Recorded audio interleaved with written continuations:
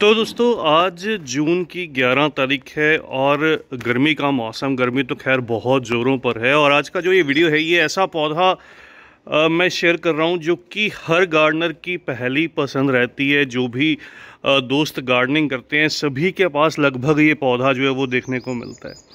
हालांकि इसमें कुछ समस्याएं भी रहती हैं, फिर भी मैं कहना चाहूँगा इतना सख्त जान पौधा रहता है। देखिए आज टेम्परेचर की अगर बात करूं, हमारे खैर हरियाणा में लगभग कह लीजिए 46 डिग्री टेम्परेचर है। और इस 46 डिग्री टेम्परेचर में कड़कती धूप में भी ये पौधा आपको मुस्कुराता हुआ दिखाई देगा।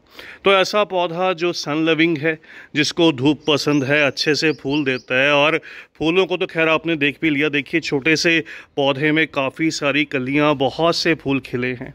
हाँ, एक डिफरेंस मैं कह सकता हूँ वो ये कि अभी फूलों का जो साइज़ है वो थोड़ा छोटा देखने को मिल रहा है। रीज़न है बहुत ज़्यादा तेज़ गर्मी का पड़ना। थोड़ा सा मौसम अगर मॉडरेट रहे, थोड़ा सा सुहावना मौसम रहे, ह्यूमिडिटी हाई रहे, बारिश का मौसम रहे, या कह लीजिए, इन्हीं फूलों का जो साइज़ है वो बढ़ने लगेगा।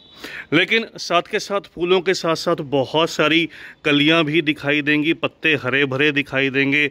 तो ये पौधा तो खैर जो भी दोस्त गार्डनिंग करते हैं सभी ने पहचान लिया होगा। ये हिबिस्कस का पौधा है, इसको हिबिस्कस बोलते हैं। हिबिस्कस के अंदर बहुत सी वैरायटीज़ रहती हैं। ये मेरा देसी वाली वैरायटी है जो कि कटिंग से आसानी से ग्रो कर जाती है। अगर कटिंग की बात हुई है तो कटिंग लगाने का जो समय रहता है, सही समय, वो मानसून का या फरवरी मार्च अप्रैल का जो मौसम रहता है वो बहुत ही बढ़िया रहता है।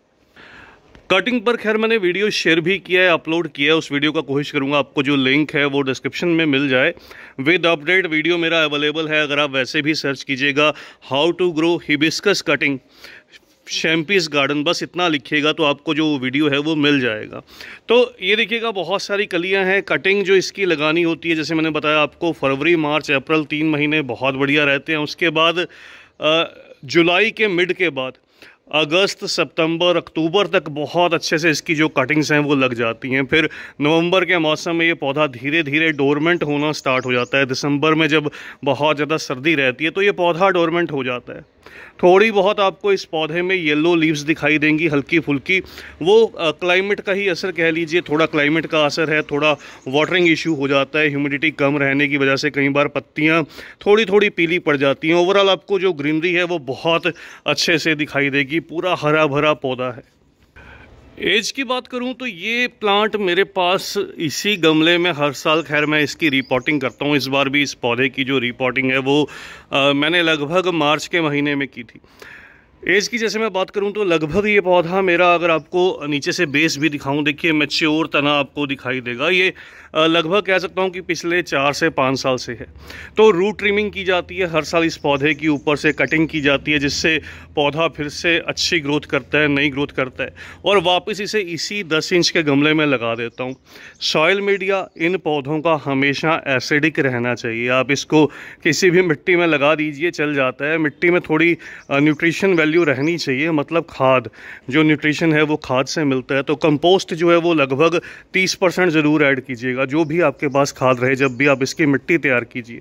नाइट्रोजन इनको हाई चाहिए होती है, जो कि नाइट्रोजन इन पौधों को वो है वो खाद से मिल जाती है। तो आप इसको अगर आप वर्मी कंपोस्ट या काऊ डंग दीजिएगा तो ये पौधा अच्छे से खिलेगा। जो मिट्टी है वो एसिडिक भी रहेगी और जो ग्रीनरी है वो बरकरार भी रहेगी। सिंपली आप चाहें तो 30% खाद और 70% जो रेतीली मिट्टी रहती है उसके अंदर इस पौधे को लगा दीजिए तो चल जाता है। देखिए इसमें क्या रहता है, इसकी जो फ्लरिंग है वो टिप साइड में होती है, जहाँ पर नई ब्रांच निकलती है जितनी टिप्स रहती हैं उतनी फ्लरिंग होती है। तो मतलब इस पौधे को रेगुलर ट्रिमिंग चाहिए होती है। जब भी आपका पौधा ओवर ग्रो हो जाए, डी शेप सा हो जाए, तो इसकी ट्रिमिंग कर दीजिए। ट्रिमिंग करने से नीचे से मल्टीपल ब्रांचेज आएंगी, जितनी ब्रांचेज रहेंगी उतने ज़्यादा फूल भी आएंगे। धूप पसंद रहता है, जैसे मैंने स्टार्टिंग में ही बताया, टेम्परेचर हाई है। यहाँ पर इस पौधे को मैंने प्लेस किया, जहाँ पर पीछे आपको एक खाली ट्रे दिखाई देती है। यहाँ पर लगभग कह लीजिए गर्मी का मौसम है तो हमारे यहाँ पर छत पर इस जगह पर लगभग सुबह 7 साढ़े 7 बजे जो सनलाइट है वो मिलना स्टार्ट होती है और शाम को 4 बजे तक जो धूप है वो मिलती रहती है। तो आप भी जब भी इस पौधे को ग्रो कीजिएगा, नंबर 1 सॉइल एसिडिक रहे, नंबर 2 पौधे को जो है वो कटिंग से भी ग्रो किया जा सकता है, पौधे को जो है वो नर्सरी से लाकर भी ग्रो किया जा सकता है। नंबर 3 गमले का साइज़ 12-14 इंच ज़रूर लीजिएगा। मैं कह सकता हूँ थोड़ा 10 इंच का गमला जो है वो थोड़ा छोटा रहता है, मुझे ईयरली रिपोर्टिंग करनी पड़ती है, लेकिन अगर आप 14 इंच का या 12 इंच का गमला लीजिए तो उसमें ग्रोथ और भी बेहतर दिखाई देगी। ज़मीन में लगने पर एक ये पेड़ की तरह डेवलप हो जाता है और रोड साइड बहुत कलर्स में मिल भी जाता है। तो काफ़ी सारे देसी में रहते हैं कलर्स। मैंने जैसे बताया स्टार्टिंग में ही आपको वैरायटीज़ रहती हैं हिबिस्कस के अंडर बहुत सारी।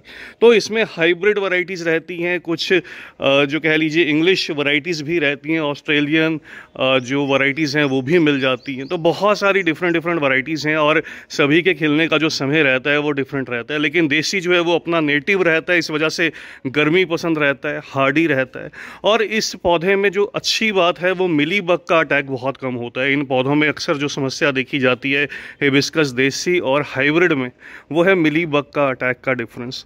तो मिली बग का अटैक इसमें कम रहता है, हालांकि जो हिबिस्कस हाइब्रिड है उसमें मिली बग का अटैक बहुत ज़्यादा रहता है। उसका फूल ज़रूर बड़ा रहता है, लेकिन उसके खिलने का जो समय रहता है वो मानसून के बाद का अच्छा समय रहता है। तो उनको थोड़ा मॉडरेट क्लाइमेट, ठंडा क्लाइमेट पसंद रहता है, ये गर्मी पसंद रहती है। गर्मी और मानसून में भरकर खिलते हैं। तो इनकी आने वाले सीज़न में कटिंग ज़रूर लगाइएगा। पौधे को जैसे मैंने बताया वैसे ग्रो कीजिए, सनलाइट दीजिए। मिट्टी में मॉइस्चर रहना बहुत ज़रूरी है। मिट्टी को जब भी आप इस पौधे को पानी दीजिए अच्छे से भर कर दीजिए, जितनी नमी अच्छी रहेगी उतना पौधा अच्छे से ग्रो करेगा। चलिए जी, लास्ट में बात करें अगर खाद की, तो इन पौधों को जो खाद है वो बहुत ज़्यादा कोई केमिकल नहीं भी दीजिएगा तो अच्छे से ग्रो करेंगे। नंबर 1 है सीवीड। इन पौधों को ऑर्गेनिक सीवीड बहुत पसंद रहता है, उसमें अच्छे से ग्रोथ मिलती है, रूट ग्रोथ बहुत फास्ट होती है और पौधे को हाई नाइट्रोजन मिलता है। तो सीवीड बहुत बेस्ट रहता है इन पौधों के लिए। नंबर 2 है इनको फॉस्फोरस लिमिटेड दीजिएगा। इनको पोटेशियम और नाइट्रोजन हाई चाहिए होती है, मैंने पहले भी बताया था, जिससे ग्रीनरी जो है वो बरकरार रहती है। तो बॉन मिल जैसा जो फर्टिलाइज़र रहता है जो फॉस्फोरस रिच रहता है, वो इनको आप 2-3 महीने में एक बार 1 चम्मच या आधा चम्मच दे देंगे, वो सफिशिएंट रहेगा।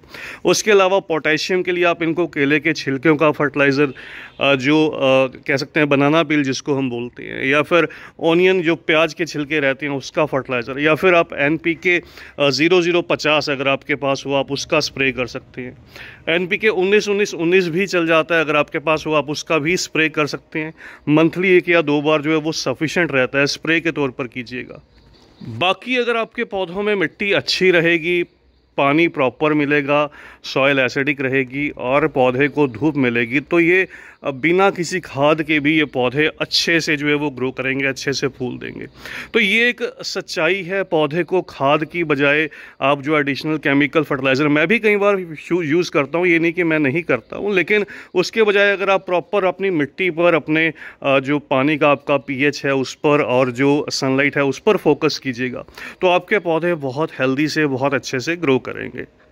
तो बस दोस्तों, आज की इस छोटी सी वीडियो में इतना ही। जाने से पहले कहना चाहूँगा, जो मेरे दोस्त अडेनियम के पौधे परचेज़ करना चाहते हैं वो नीचे स्क्रीन पर नंबर शो होगा, आप केवल मुझे व्हाट्सअप मैसेज कीजिएगा। 10 प्लांट्स का जो सेट है, 5 प्लांट्स का जो सेट है वो अवेलेबल है फॉर सेल, और अच्छे बड़े बड़े पौधे अवेलेबल हैं। आज की इस वीडियो में इतना ही। जल्द ही मिलते हैं किसी और नए टॉपिक के साथ, किसी और नई वीडियो के साथ। तब तक के लिए bye, happy gardening, take care.